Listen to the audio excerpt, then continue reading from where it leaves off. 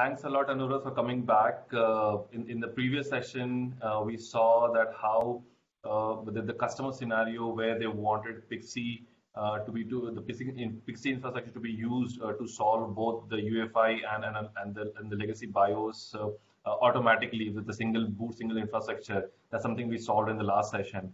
And in today's session, we want to see how can we enhance that with a menu as well, and how do we configure timeouts and options using Pixie with menu, right? So over to you. Thank you, Rajiv. Let me share my screen to see the live simulation of the same scenario with menu. Just let me know once it is visible to you, Rajiv. Yep, I can see it. Go for it. Okay, great. So this is how the customer environment which I have simulated in this diagram. So customer was having the one of the OCP Bastion node and one DHCP, TFTP and HTTP PXE server at right hand side we configured for provisioning the servers using PXE. And at the bottom side you can see there are three master nodes and multiple worker nodes. So I have just represented two worker nodes, one having this lock icon which represents the UEFI server, and this second one at right hand side most is the BIOS one, booting from the BIOS. So in like represented in this diagram, you can see there are two different kind of hardware which customer have. One is the servers which have UEFI enabled, and second the legacy BIOS enabled. Majority of servers we are expecting the UEFI, and this PXE server at right most on the top, this one is configured to handle both kind of server provisioning for in the customer environment. Left hand side, this is just the Bastion node to manage this OpenShift environment, to deploy and manage this OpenShift environment. So this is how the customer environment looks like. And just to make everyone aware of the PXE flow, most of the people would be aware, but just to ensure that we understand the basic flow. So like this is how the PXE works. Client will boot either in UEFI or BIOS mode, and the request, it will send the DHCP request to the DHCP server. DHCP server will respond client with TFTP information, and from TFTP, once client get the TFTP information, it will go to the TFTP server to download the kernel and init RAMFS bootable files, and this is how the system will boot. So this was the whole idea. And now let me just change my screen and let So me. a question on that, Anuvrad. So TFT server is the only option that the OpenShift supports, or we can have alternatives as well. Okay, yeah. So that's a good thing which you have bring out, Rajiv. So yes, there were other options also, but like I said, so 90% clients were headless. There was no remote console provided, and there were 10% of servers, including PXE and UEFI, legacy BIOS and UEFI enabled, for which the console was available. So what we did was we configured the PXE server, and then we booted one or two server from PXE, legacy BIOS, and our rest of the servers from UEFI to ensure that our PXE configuration is working for both kind of servers. And then we started booting the headless servers, and it started OCP installation started automatically, and servers started adding into the cluster. There were other methods also. So you will be sharing the simulation of the entire solution that was deployed in your own mini cluster, right?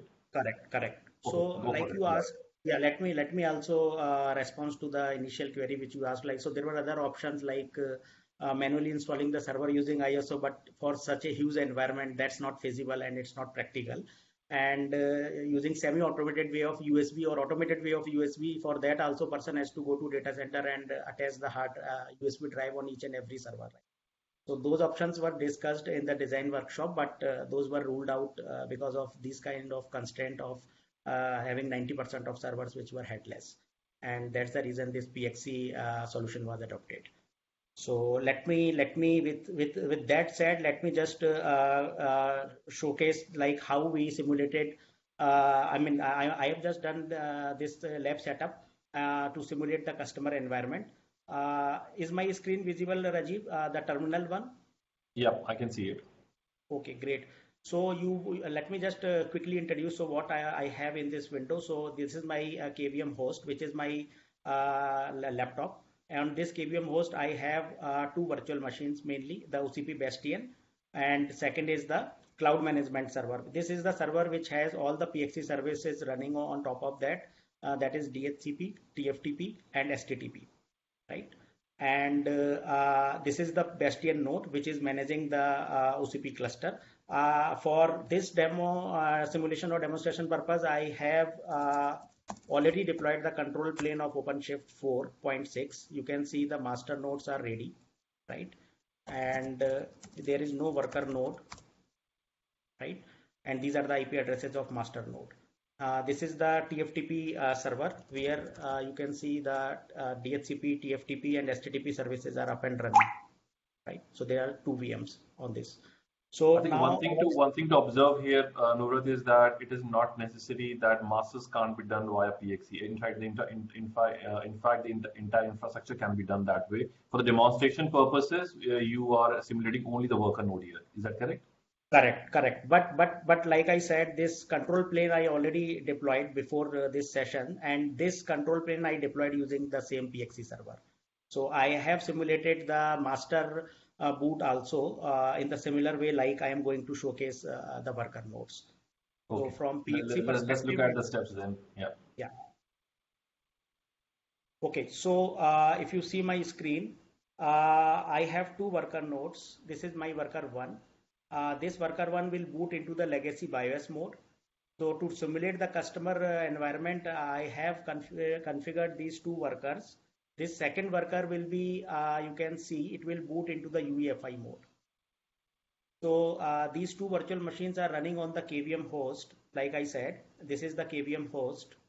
And on this KVM host, I have installed this OVMF package, which is Open Virtual Machine Framework, and this particular package provides the UEFI support for virtual machine. So this is the UEFI bootable sector firmware file, which I have included in the second worker. So in short, this second worker will boot from the UEFI, and first worker will be the legacy BIOS.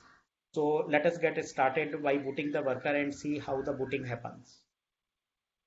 So I'm just taking the console of this virtual machine. I'm starting this VM and I am booting it from the PXE. That's it.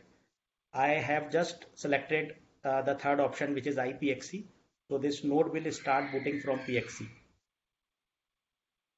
Let me switch over to the cloud management host, which is running all the TFTP services, TFTP DHCP services. You can see the request has reached, and you can see the console also. So this is one thing which I want to call out, that there is a visa menu file has been configured, which I will just showcase shortly. And this file is giving you control in selecting like what kind of node you want to deploy in OpenShift cluster. So right now we are going to deploy worker node. So I am choosing the worker installation method. So you can see it has started loading the kernel and initramfs. So the same thing we can see in the logs also of the TFTP log. So because this machine was the legacy BIOS, the client boot mode was legacy BIOS. So we can see that it has automatically installed the BIOS configuration. And now it has downloaded the kernel. initramfs is in progress.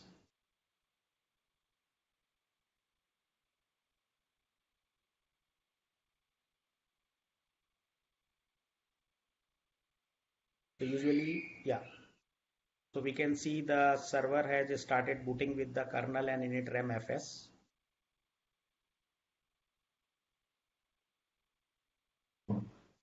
In fact, you will be walking through with these steps of creating the menu and probably what should the default value and everything, right? So that in case the setup wants to automatically get inside a worker profile straight away, like need not wait. Absolutely. Yeah. Yeah. So let me quickly just we lost your video there. Just a minute.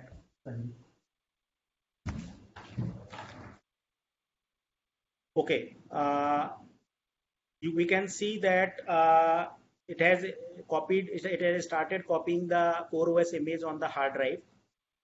Meanwhile, it copy the image. Let's take a look on the configuration file of DFTP, DHCP, TFTP, and HTTP servers. So what I am going to showcase is the DHCP configuration.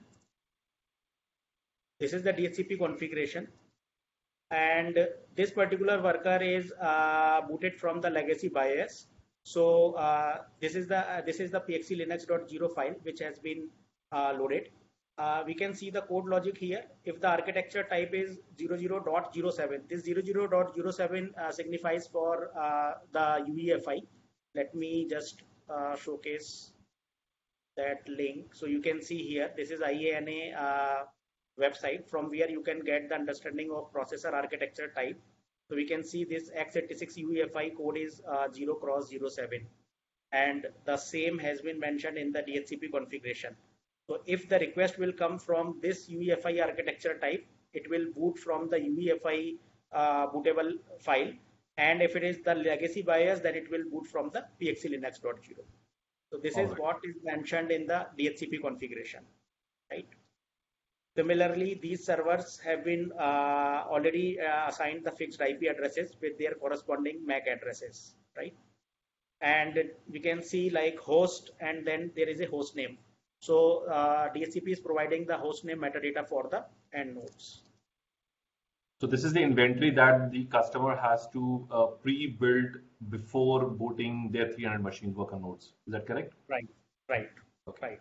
Yeah. And in between, I can see that the CoreOS installation image has been copied on the hard drive of this particular worker, and CoreOS has started booting. Now it will apply the ignition file for this worker node, and it will ready this worker node shortly.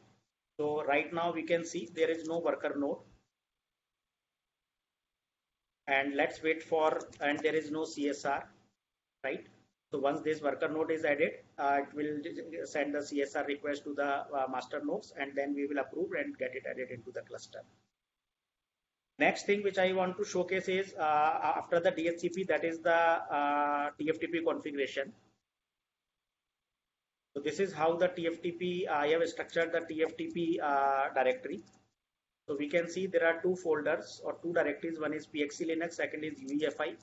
PXC Linux has the pxclinux.cfg directory with the default file, and this is the Visa menu file which it loads, and that's the reason we saw that menu at the time of PXC boot of this node, right?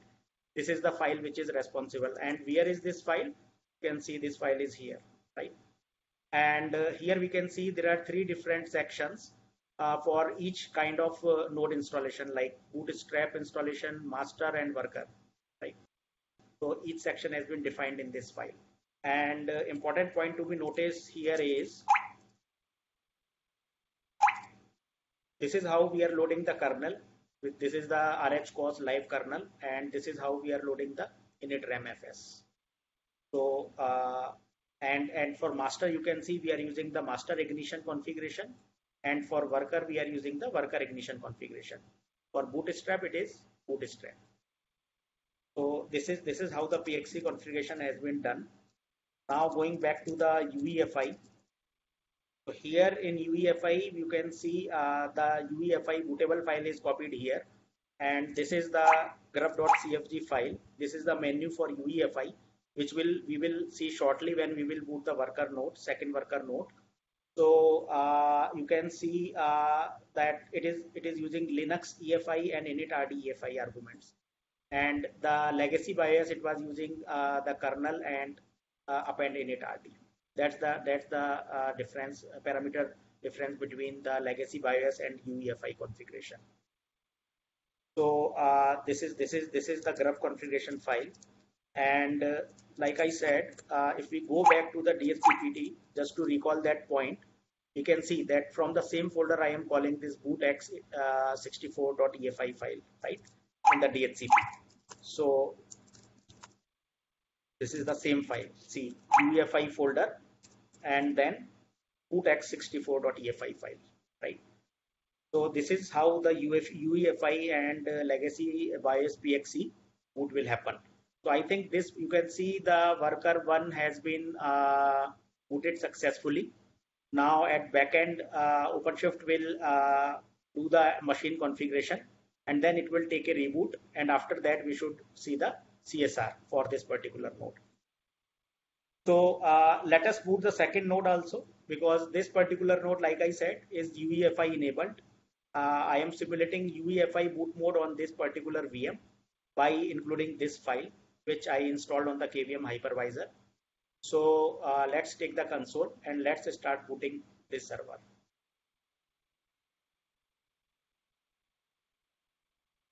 You can see that this has booted into the UEFI. So let's boot it from the PXE. So let's go to the boot manager, and I could choose P4.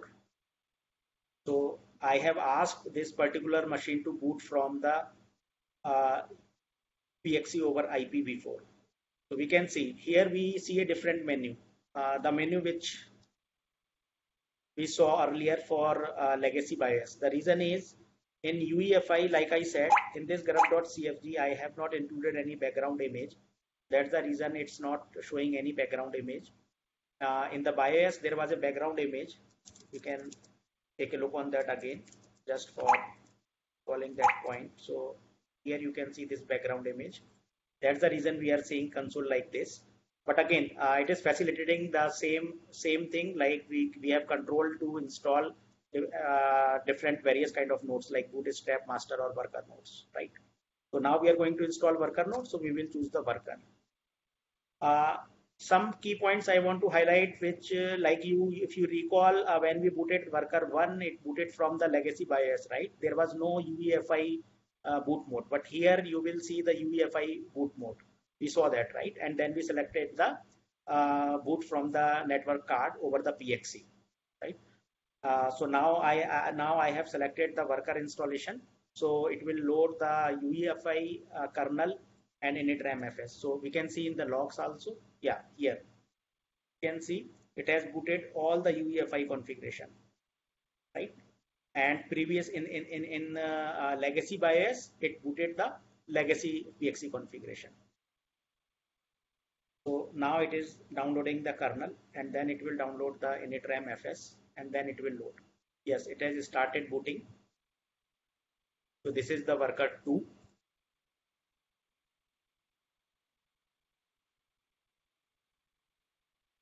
Okay, it is still loading. That was the worker 1. So worker 1 has been rebooted. So now we should see the CSR for that shortly. Let me just check whether did we get the CSR or not. Yeah, we saw the CSR for this worker. Let us approve this CSR.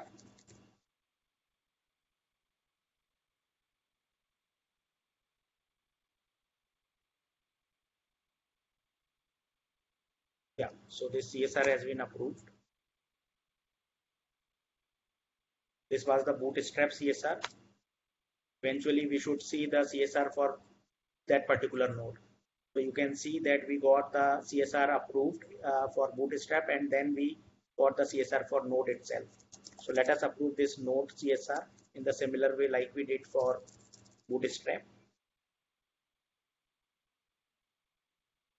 This has been approved. Yeah, so this is also approved. Let's wait for some time.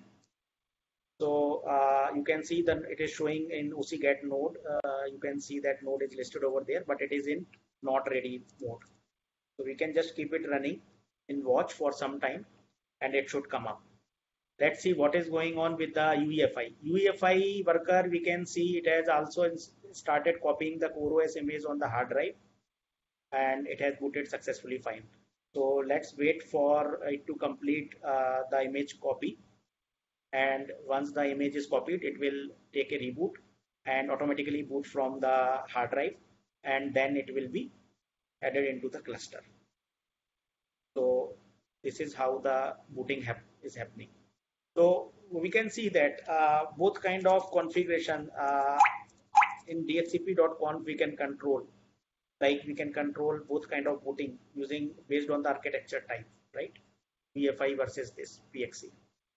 And we can also see that in TFTP we have both kind of PXE Linux configurations. Uh, these are the configurations for PXE Linux.0 is for legacy PXE, and UEFI is for boot x64.efi is for booting the UEFI enabled clients, right? So this is how we facilitated the consistent solution for customer for booting both kind of nodes. Sounds good. Sounds good. So yeah, thanks for getting into details of this. So I think you will also be sharing the GitHub link where all these configurations that you have done so far will be hosted for the users to have a look at it. And I think the key message here, Anurag, what I believe is that the customer has to follow the steps of OpenShift documentation, and where it says booting system via PXE, that's where your configuration comes handy. Is that correct? Correct, correct. All So right, cool. this is the GitHub link. Which you can access this enterprise open source repository. And here I have uploaded all the DHCP, TFTP, and PXE boot configurations. So you can take the reference from there. You will not find the actual CoreOS kernel and initramfs images, considering that those are only available for the valid customer who has the subscriptions. But rest of the PXE configuration for both kind of client mode boot is available here. So this is the DHCPD configuration, the one which I was showing on the terminal. And then we can go to the TFTP boot in PXE Linux. These all are the PXE Linux configuration. This is the default file which we were discussing, that controls all different kind of node installation with the menu. And this is for UEFI. If I go back, this is for UEFI, right? This is grub.cfg for UEFI. So all the configuration files are available. You guys can download and try it out, and I believe it should perfectly work fine. All right. Sounds like that was a great experience for the customer. So thanks a lot, Amrit, for sharing the information with us. I'm sure the second node will also log in as the first one. So Yeah, thanks a and lot, we can Amrit. see, Yeah. yeah, we can see the node has been added successfully. The first node has become ready in the cluster, and second node is booting, so it will take some time. And after the boot process completes successfully, it will also send the CSR, and after approve it should be added into the cluster. So what we achieve using this solution is automated way of booting both kind of servers using PXE. Okay. All right. Sounds good. So yeah, thanks a lot, Anuruddh, for sharing this with us. Thank you. Thanks, Rajiv. All right. Take care. Bye.